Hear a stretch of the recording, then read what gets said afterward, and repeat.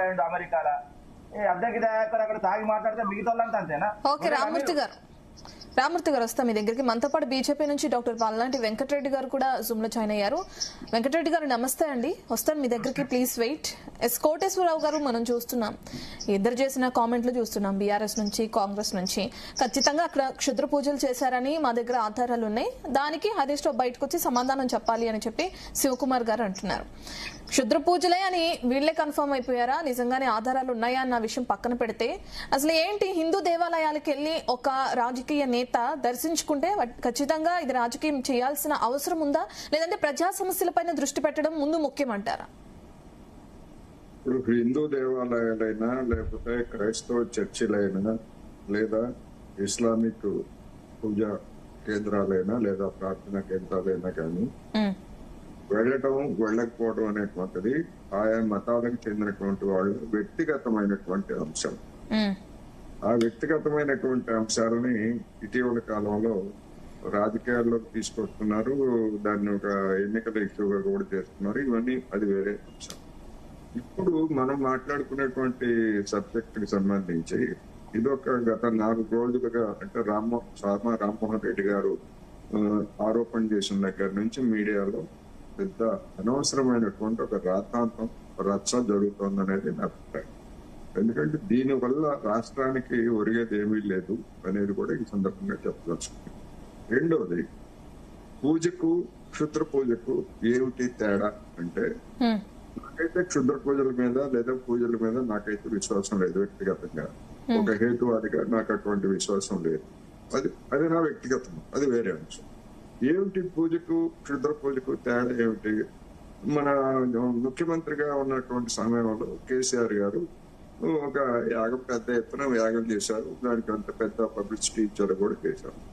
అప్పుడు ఏమిటి, తనకు అవసరమైనటువంటిది తన ఆరోగ్యం గురించో లేకపోతే తన పదవీ కాలానికి ఎలాంటి ఢోకా లేకుండా చేయాలను దేవుళ్ళు దేవతల్ని లేకపోతే అటువంటి వాళ్ళని ప్రార్థించారని అప్పుడు చెప్పారు. ఓకే, ఇప్పుడు అదే సమయంలో నేను బాగుండాలి, ఎదుటి వాళ్ళు లేదా ఎదుటి పార్టీ నాశనం కావాలని కోరుకున్నారనుకోండి, మరి పూజ కాస్త క్షుద్ర పూజగా మారిపోతుంది.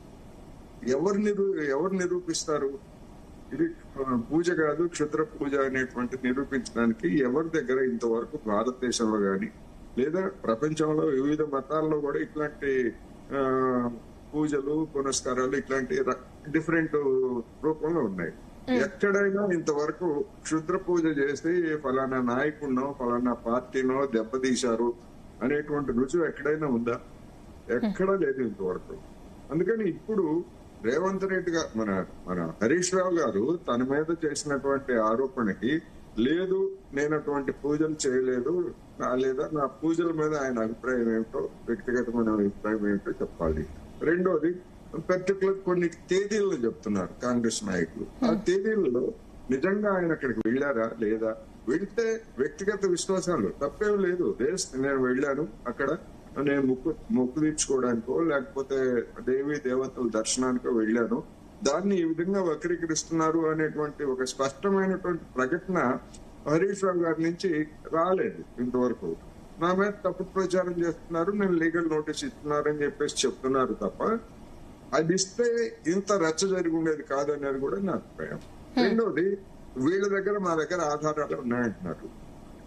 ఎక్కడో తమిళనాడులో తిరుచిలో జరిగింది లేకపోతే కర్ణాటకలోనే షిమోగాలో జరిగినటువంటి దానికి వీళ్ళ ఆధారాలు ఎట్లా సంపాదిస్తారు? ఫలానా కోరిక కోరారు, ఫలానా అవాంఛనీయమైనటువంటి కోరిక కోరారని రామ్మోహన్ రెడ్డి గారైనా లేకపోతే మహేష్ కుమార్ గౌడ్ అయినా ఎవరైనా మీరైనా నేనైనా ఎట్లా మనం నిర్ధారిస్తాము అనేటువంటి సమస్య. ఎక్కడైనా ఇప్పుడు ఇట్లాంటి తాంత్రిక పూజలు చేశారు అని కనుక, అంటే తెలంగాణలో గడ్డ మీద తాంత్రిక పూజలు చేశారని ఎవరైనా ఫిర్యాదు చేస్తే పోలీసులు దాన్ని దర్యాప్తు చేస్తారు. కానీ ఇది జరిగాయని చెప్తున్నటువంటిది మన రాష్ట్రం కాదు, పొరుగు రాష్ట్రాల్లో పోనీ అటువంటి కంప్లైంట్ ఏమన్నా ఇచ్చారా ఎవరన్నా? హరీష్ రావు గారు వచ్చి తెలంగాణ కాంగ్రెస్ కి లేదా తెలంగాణ రాష్ట్ర ప్రభుత్వానికి వ్యతిరేకంగా లేదా తెలంగాణ ప్రజలకు వ్యతిరేకంగా ఇలాంటి పూజలు చేస్తారని అటువంటి నమోదు ఏమైనా అంటే అటువంటి ఏమీ లేవు. ఎవరు చెప్పట్లేదు కేసులు నమోదైనట్టు ఇంకోటైనట్టు. అందుకని ఇది నిజానికి ఈ రాష్ట్రంలో ఉన్నటువంటి ప్రధానమైనటువంటి సమస్యల నుంచి పక్కదారి పట్టించడానికి అటు ప్రతిపక్షం ఏ విధంగా నిరంతరం ప్రయత్నిస్తున్నదో అధికార పక్షం కూడా అదే విధంగా చేస్తున్నది. అందుకనే ఇప్పుడు మరి పిసిసి చీఫ్ స్థాయిలో ఉన్నటువంటి వ్యక్తి హరీష్ రావు గారు వర్షాలు పడకుండా యాగాలు చేశారు, యజ్ఞాలు చేశారు, క్షుద్ర పూజలు చేశారు అంటారు. మరి ఆయన ప్రకటించినటువంటి సమయంలోనే తెలంగాణలో అనేక చోట్ల భారీ వర్షాలు, కుంభవృష్టి కురిసినటువంటిది మనం చూసాం కదా. మరి ఎట్లా పడ్డాయి ఈ వర్షాలు? అనేక ప్రాజెక్టులు ఎట్లా నిండుతున్నాయి? అందుకని బాధ్యతాయుతమైనటువంటి పదవుల్లో ఉన్నటువంటి వాళ్ళు కామెంట్స్ చేసే ముందు వాళ్ళకి ఇలాంటి ప్రశ్నలు ఎదురవుతాయి అనేటువంటిది కూడా ఆలోచించుకోవాలి. లేకపోయేట్లయితే మరి నిజంగా ఒకవేళ అటువంటి జరుగుతాయి, మరి ఇప్పుడు తెలంగాణలో పడుతున్న వర్షాలకి ఎవరి కారణం? వీళ్ళు ఏమన్నా ప్రతిపూజలు చేశారా? లేదు కదా. అందుకని ఇవన్నీ కూడా అర్థం లేనటువంటి ఆరోపణలు అనేది నేను ఈ సందర్భంగా చెప్పదలుచుకున్నా. దీని వల్ల తెలంగాణ ప్రజలకి, రైతాంగానికి కానీ ఎవరికి కానీ ఒరిగేదేమీ ఉండదు. ఇప్పటికైనా ఇటువంటి వాటికి స్వస్తి చెప్పి రాష్ట్రం ఎదుర్కొంటున్నటువంటి సమస్యల మీద చర్చలు జరపండి. అది కేంద్ర రాష్ట్ర సంబంధాల, లేదా కేంద్రం నుంచి రాష్ట్రానికి రావాల్సిన నిధుల, లేదా ఇక్కడ ఉన్నటువంటి సమస్యల, నిరుద్యోగము, ఉద్యోగాలు, ఇటువంటి వాటి గురించి మీరు చర్చ జరపండి. అర్థవంతంగా ఉంటుందనేది నేను చెప్పదలుచుకున్నాను. ఓకే, వెంకటరెడ్డి గారు. వెంకటరెడ్డి గారు నమస్తే అండి. ఏం చెప్తారు అంటే క్షుద్ర పూజలు చేసి వానలు పడొద్దు అని, లేదంటే క్షుద్ర పూజలు చేసి తాంత్రిక పూజలు చేసి ఒకళ్ళ అధికారం పోవాలో, నేను